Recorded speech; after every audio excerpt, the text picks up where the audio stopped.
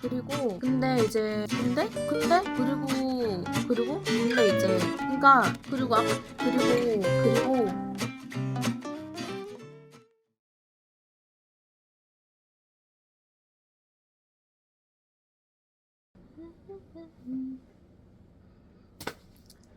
그대들 어떻게 살 것인가 후기 어제 보고 왔는데요. 막 이제 영화를 보면서 생각했던 것들을 휘발되기 전에 이제 영화 보고 나오자마자 얼른 막 메모장에 적어서 한 번 더 글로 정리를 했어요. 막 말을 할 게 너무 많으니까. 그래서 일단 컨닝을 좀 하면서 천천히 같이 얘기를 해보자고요. 그리고 일단 제일 먼저 말씀드리고 싶은 거는 당연히 이거는 완전 저의 5000% 주관적인 생각일 뿐이고 다양한 의견이 있을 수 있고 모든 의견은 다 맞습니다. 제 생각이 틀렸을 수도 있고 여러분의 의견이 맞을 수도 있고 항상 그거를 염두에 두면서 뭐 얘기를 해보도록 하겠습니다. 일단 처음에 화면이 어떻게 나오지? 영화 보고 딱 처음에 나오자마자 든 생각이 뭐냐면 헷갈렸어요.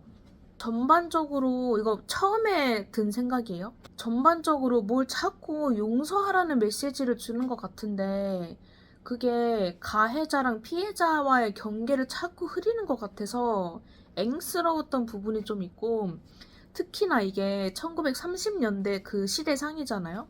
일제강점기. 많은 사람들이 그 부분에서 불호 포인트가 되는 것 같더라고요. 약간 전쟁 미화라는 식으로. 근데 저도 보면서 그런 생각을 하긴 했어요. 어쩔 수 없이. 근데 이제 보고 나와서 생각을 하면 할수록 그냥 이제 호불호 자체를 떠나서 이 할아버지가 그냥 전작에서도 그렇고 내내 결국은 하고 싶었던 얘기가 뭘까 이거를 생각을 엄청 많이 좀 해봤는데 그냥 이 할아버지는 본인의 작품 내내 사람의 양면성, 다양성 그런 거에 대해서 얘기를 좀 하고 있는 것 같거든요. 그 주인공인 마히토도 처음에 새엄마를 싫어하는 듯이 보였다가 또 어느 순간 갑자기 후반부에 받아들여서 엄마라고 자기도 모르게 부르기도 하고 아빠도 군수업을 하는 엄격한 사업가처럼 보이지만 뭐 아내와 아들을 되게 걱정하는 그런 평범한 아버지의 모습이기도 했다가 그리고 새엄마도 마이토를 좋아하고 신경 쓰는 것처럼 보였었는데 사실 언니의 아들을 좀 싫어하는 그런 솔직한 마음도 있었고 외가리도 처음에 주인공을 홀리는 악역 그런 건 줄 알았거든요. 근데 또 어느 순간 조력자가 되어 있어. 그런 부분도 있고 앵무새들도 이방인을 별 이유 없이 그냥 침입했다는 이유만으로 잡아먹으려고 들어서 저거는 확실한 악역이다 막 이렇게 생각을 했는데 또 또 앵무새 왕 입에서 이 세계가 잘못되었으니 바로 잡아야 한다 이렇게 얘기를 하더라고요. 근데 그렇게 바로 잡아야 한다고 영웅처럼 말을 했는데 또 막상 본인 손으로 세계를 붕괴시켜 버렸죠. 그리고 외가리는 무결한 와라와라를 잡아먹어서 오 진짜 악역의 등장인가? 라고 생각을 했는데 또 본인들이 굶주려서 어쩔 수 없었대. 그러니까 이런 부분들 때문에 나도 그렇고 많은 사람들이 전쟁 미화 아니냐 뭐 이렇게 말을 하고 있는데 솔직히 한국인으로서 일부는 맞다고 생각해요. 근데 어디까지나 이 할아버지의 자전적 이야기라는 걸 감안해서 일부분이 맞다고 생각하는 거라고 얘기를 드리고 싶고 그러니까 할아버지 본인이 군수업의 아들로 자랐으니 그런 건 어쩔 수 없지. 근데 이제 비단 그뿐만이 아니라 자정적인 성격 외에 이전 작품들까지 뭉뚱그려서 생각을 해보면 결국에 이 할아버지가 내내 하고 싶었던 말은 인간성은 이렇게 다양하고 나는 이렇게 살아왔는데 이걸 보는 관객 너희들은 이 혼란스러운 세상에서 어떻게 각자 살아갈 거냐 이 질문을 던져서 관객 스스로 나의 삶의 방향성을 생각하게끔 하는 게 이 일본 할아버지의 궁극적인 목표가 아닐까 싶거든요. 그러니까 이게 기존 작품들처럼 뭔가 화려하거나 어떤 교훈을 주거나 이런 건 전혀 아니고 그냥 담백해요. 그러니까 보통 자전적 영화가 감독의 뭐 사상 같은 게 짙게 묻어나 있거나 그래서 좀 보기가 불편한데 이거는 감독의 일기를 보는 것 같으면서 자기 주장이 좀 옅은 영화랄까? 그래서 그런 점이 좀 신선하게 다가왔어요, 저한테는. 그러니까 솔직히 자기 주장이 거의 없다고 봐도 돼, 사실. 그 정도로 담백하다, 영화 자체가. 그리고 아까도 잠깐 말했던 것처럼 처음에는 악의 정당화를 말하려는 것 같아서 기분이 살짝 나쁘려고 했다가 생각을 하면 할수록 이제 삶의 본질에 대한 얘기를 자꾸 물어보는 것 같으니까 관객들한테 그런 거에 대해서 생각을 좀 많이 했고, 그리고 이런 전작들에 비교해보면 센치행에서도 유바바 쌍둥이가 나왔을 때도 그때도 아무 생각 없이 봤었는데 이걸 보고 다시 생각을 해보니까 이 할아버지가 진짜 이런 양면성에 대해서 정말 꾸준히 얘기를 하고 있었구나라는 생각이 들더라고요. 모노노케 히메에서 뭐 에보시도 그렇고, 그리고 어떻게 보면 할아버지 스스로도 삶에 대한 태도를 정의를 못 내렸기 때문에 이런 질문을 좀 계속 던지고, 그리고 영화 속의 신 캐릭터도 좀 우유부단하게 느껴지지 않았나라는 생각을 좀 해요. 자기 그런 모습을 좀 투영을 했을 테니까. 그리고 보면서 엥? 했던 그 포인트들이 몇 개 있었는데, 일단 제가 적어놓은 게 있어서 그 순서대로 좀 말씀을 드려보자면, 첫 번째 엥 했던 거는 무조건 나츠코랑 재혼한 아빠. 그러니까 자기 아내 여동생이랑 또 결혼을 해서 애까지 뵌 거잖아요. 미친놈 소리가 나오더라고, 시대상을 감안해도. 그렇다. 그리고 신 캐릭터도 조금 아쉬웠어요.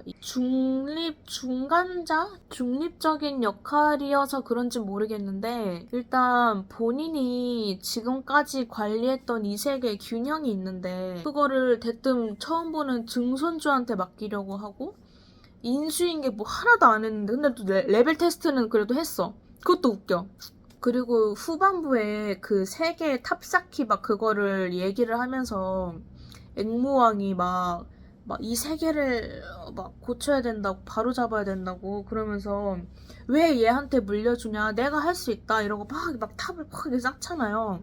근데 결국에는 잘못 쌓아서 무너졌잖아. 그 세계가 붕괴됐잖아. 근데 그 사이에 너무 손 놓고 있는 모습 아니었나? 라는 생각이 좀 들더라고요. 세계가 막 붕괴가 되고 모든 게 무너지고 있는데 막 애들이 도망치고 있는데 손녀가 거기다가 대고 감사합니다 막 이러고 있어.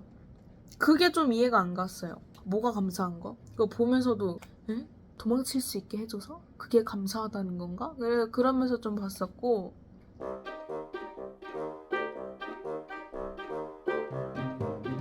그리고 이 세계에서 그 새엄마 있는 산실 있잖아요. 산실에 들어가는 터부를 저질렀으니 그 법을 어긴 너도 잘못이 있다고 이제 앵무왕이 마이토한테 얘기를 하잖아요. 근데 이거 약간 정말 어떻게 보면 가해자가 피해자 탓하는 약간 전형적인 상황일 수도 있지 않나라는 생각을 좀 하게 되더라고요. 왜냐면 주인공은 새엄마를 구하러 들어간 건데, 얕게 표면적으로 보자면 우리가 보기에는 그 앵무새들이 좀 악역인 것처럼 보이고 주인공은 당연히 선한 역할이니까 왜 얘가 얘한테 화내고 있지? 이렇게 생각이 드는 거예요. 네가 먼저 우리 세계의 법을 어겨서 너가 잘못한 거야 이렇게 얘기를 하고 있으니까.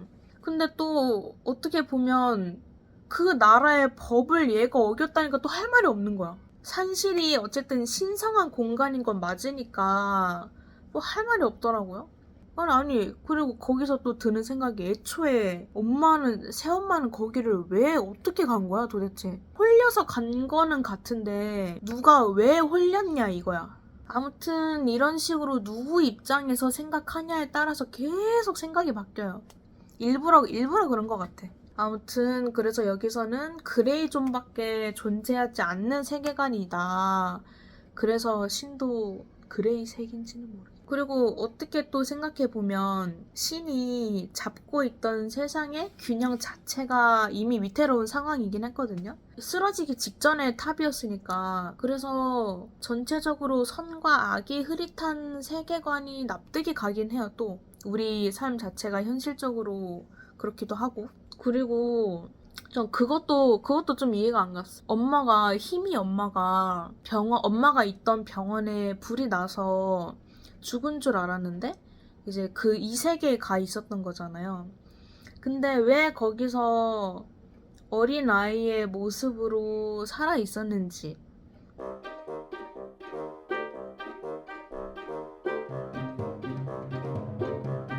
그리고 외가리가 왜 마히토를 자기가 데려와 놓고 왜 얘를 계속 놀려먹지? 약간 그런 생각도 들고. 그리고 키미코 할머니는 왜 할머니가 옆에 붙어서 조력자 역할을 해줄 줄 알았는데 왜 젊어진 모습으로 어부 일을 하고 있었는지 그게 좀 이해가 안 갔죠. 이 세계의 키미코 할머니 집 식탁에서 이렇게 누워있는데 그 할머니 인형들이 이렇게 있잖아요. 7개가. 키미코 할머니가 막 웃으면서 농담할 때 뒤에 전시돼 있던 할머니 인형들도 같이 막 웃더라고요. 막 이렇게 덜그렇고. 그거 좀 귀여웠어요. 왜 애를 식탁 밑에서 재우는 거야? 나 그것도 약간 이해가 안 갔어. 왜 애를 식탁 밑에서 재우는 거야? 그리고 왜 화면이 왜 이렇게 어둡게, 지금 이렇게 해야 화면이 덜 어둡게 나오거든요. 그래서 재밌는 것도 있었고, 이해가 안 되는 것도 몇 가지가 있었고.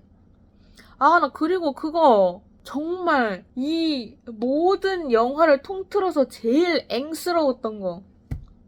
아니, 여러분, 포스터 디자인을 보세요. 누가 봐도 잘생긴 거 아니야? 누가 봐도? 그래서 솔직히 그거를 제일 기대를 하고 갔단 말이에요. 약간 하쿠라든지 그런 미형의 캐릭터가 나올 줄 알았는데 웬걸 무슨 막 이러고 토하더니 무슨 전형적인 악역 코주부 아저씨가 튀어나와가지고 나 진짜 그거 보면서 미쳤다. 나 진짜 이렇게 생각했잖아. 아니 보는 내내 거슬리더라고. 너무 못생겨서. 일부러 그렇게 했나봐. 그것도 기대 많이 했는데 외가리. 아니 그러면은 포스터를 그냥 새만 이렇게 해놓던가 괜히 눈 밑에 이렇게 딱 해놔가지고. 그리고 다른 소소한 또 포인트들을 얘기를 해보자면 이제 다들 아시다시피 여러 작품들을 짬뽕을 한 거잖아요. 뭐 영감을 받은 거, 뭐 전작들 그렇게 짬뽕을 해놓은 작품. 이건 뭐다 뭐 이렇게 찾는 재미가 또 쏠쏠하더라고요. 그리고 일단 첫 번째로 딱 제가 너무 웃겼던 거는 그 저택에 갔어요. 새엄마 따라서 처음 만나가지고 커다란 걸 이렇게 짐 가방을 들고 왔어요. 여행 가방을. 새엄마랑 방 투어하고 이렇게 왔는데 그 앞에서 할머니들이 이렇게 막 이러면서 그 가방을 둘러싸가지고 막 그러고 있는 거야. 막 되게 꿈틀꿈틀거리면서 할머니들이 딱 보자마자 속으로 머리 스타일도 다 비슷해. 그래서 속으로 유바바 7명이다. 보자마자 그랬거든요. 그게 너무 웃겼어. 그리고 그 새엄마 집, 아빠 집이지. 하여튼 그 집이 되게 엄청 거대하고 호화스럽고 그렇게 나와요. 근데 이거는 한국인이라서 어쩔 수 없이 보는데 좀 불편하더라고. 저게 어떻게 불을 쌓아서 저렇게 만들어졌을까를 막 생각을 하다 보니까 그냥 혼자 그냥 어쩔 수 없이 좀 씁쓸하고 울컥하기도 하고 사실 그런 부분이 좀 있더라고요. 감안하고 봤습니다. 그리고 약간 아리에티 미니어처 집 나오잖아요. 그 생각도 나기도 하고. 그리고 이 세계에서 와라와라가 나오잖아요. 그 막 하얀 지방이 같은 애들. 나 딱 보자마자 지방이 생각이 나더라고. 너무 포녀 같더라고 또. 귀여워. 너무 귀여워. 그래도 속으로 또 저거 또 굿즈 나오는 거 아니요? 그리고 토스트 먹방 씬이 있잖아요. 친엄마랑. 그거는 내가 보기에 완전 그냥 서비스 컷이야. 서비스 컷. 너네 이거 좋아하지? 옜다 이러고 하나 그냥 서비스로 넣어준 느낌이야. 막 그 장면 자체는 엄청 짧아요. 뭐 1분도 안 나올걸, 그거? 되게 짧은데 엄청 공을 또 많이 들인 느낌이 나가지고 빵 두껍게 썰어가지고 잼 이렇게 바르고 꿀 이렇게 바르고 막 그렇게 하는 게 전통 음식인 줄 알겠어. 너무 맛있게 묘사를 하더라고요, 역시나, 이번에도. 밤비 버블 왔는데 앵무새 무섭대. 바글바글하니 때로 나오는데 너 이거 못 본다. 그리고 말하고자 하는 그 전체적인 내용 자체가 모호하다 보니까 그것 때문에 어렵게 느껴지는 거지. 스토리 자체는 뭐 너무 단순해요, 정말. 그리고 영화에서 그 뭐라 그랬더라? 돌 같은 게 뭐 이렇게 딱 떨어졌는데 할아버지가 그거를 뭐 이렇게 탑으로 지었다고 했잖아요. 딱 듣자마자 그것도 별이 떨어졌구나 막 이렇게 생각하는 게 아니라 아, 폭탄? 이렇게 생각을 하게 되더라고. 근데 그것도 어떻게 보면 고양이의 보온이 생각이 나기도 해. 그것도 신비로운 탑이잖아요. 일단 제가 하고 싶었던 얘기는 거의 다 한 것 같아요. 나머지는 이제 친구들도 영화를 좀 보고 나서 걔네들이랑 더 얘기를 했을 때, 아, 그 부분까지는 나도 미처 생각을 못했다 하는 게 있을 수도 있으니까. 이거는 정말, 이거는 4명 모아서 진짜 딱 같이 토론하면 정말 재밌을 것 같은 영화? 제가 장면 일시정지 해놓고 막 이렇게 약간 따져가면서 보는 거 되게 좋아하거든요. 댓글로라도 혹시 이거에 대해서 좀 나는 이 장면 이렇게 봤다 뭐 이런 거 있으면은 말씀해 주시면은 정말 좋을 것 같아요. 재밌을 것 같아. 공부는 싫은데 이런 건 좋아해. 그래서 어쨌든 제 생각을 좀 얘기를 해봤는데 역시나 은퇴하기에는 너무 아깝다. 이제 할아버지 말고 이런 느낌을 낼 수 있는 게 본인밖에 없기도 하고 그래서 건강하게 오래오래 작품을 만들어 주셨으면 하는 방향이 있고 많은 분들이 우려를 하시는 뭐 전쟁 미화 그런 부분에 대해서는 딱히 이견은 없어요. 이견은 없는데 그냥 그 주제 외에 더 크게 이 영화를 봤으면 좋겠다 그냥 그런 마음이 있는 거지. 그 의견도 맞다고 생각해요, 저는. 아, 그리고 그런 느낌이에요. 이게 보통 뭐 어떤 영화 같은 걸 보고 나면은 재미가 뭐 있다 없다 뭐 별점 몇 개 이렇게 얘기를 하잖아요. 근데 이거는 재미를 그러니까 뭐라 그래야 되지? 재미를 따질 수 없는 영화 같아요. 굳이 얘기를 하자면은 뭐 재밌게 본 건 맞는데 오락성으로 느껴지는 영화는 확실히 아니었다. 정말 그냥 현 시대를 살아가는 현대인들, 어른들한테 나는 이렇게 살아왔는데 너는 네 생각은 어때? 라고 그냥 정말 그 질문 하나를 길게 푼 느낌이에요. 나도 나의 삶의 방향성을 잘 정해가야겠다라고 생각하고 그리고 거기서도 이제 또 작은 주제가 있다면 뭐 사랑이 아닌가 그렇게 생각이 들어요. 이게 딱 이 영화만 놓고 보는 게 아니고 저는 이제 뭐 그냥 그 모든 그 지브리 작품들을 생각을 하고 있거든요. 합친 게 이거다 보니까 범인류애적인 사랑 그냥 그거가 또 주제라는 생각이 여러모로 생각할 게 참 많은 영화였다. 그리고 이거는 진짜 그냥 여담인데 만약에 이 할아버지가 우리나라에서 태어났다면? 이라는 생각도 좀 들어요. 우리나라의 시각으로 보는 지브리는 어땠을까라는 생각도 들어요. 그냥 궁금한 거지, 그냥. 근데 저도 모든 지브리 작품을 다 본 게 아니거든요. 잠깐만, 지브리 뭐가 있지? 고양이의 보, 모노노케 힘의 벼랑이의 포뇨 펜치행 봤고, 마루미 나리의 붉은 돼지 라퓨타 봤고, 키키 봤고, 하울의 움직이는 성 봤고. 제가 의외로 토토로는 아직 안 봤습니다. 그냥 개인적으로 생각했을 때 제가 본 것 중에서 제일 재밌었던 거는 그 중에서 또 모노노케 히메를 제일 많이 본 것 같아요. 아무튼 이거는 얘기할 거리가 좀 많아서 이렇게 후기를 가져와 봤는데, 다른 의견 있으시면 얼마든지 댓글 달아주시고 같이 얘기해보면 좋을 것 같고, 이런 식의 영화 후기 그냥 혼자 이렇게 떠드는 거 재밌는 것 같아. 내가 말하는 동안 아무도 태클 걸 사람이 없어. 이런 식으로 리뷰 토스트 한번 가볼까요? 그리고 제가 말했던 내용 중에서 뭔가 저의 식견이 부족한 게 있었거나 제가 뭘 잘못 알고 말하네? 약간 이런 게 있었다면은 그것 또한 지적을 해주시면 제가 잘 겸허히 수용하겠습니다.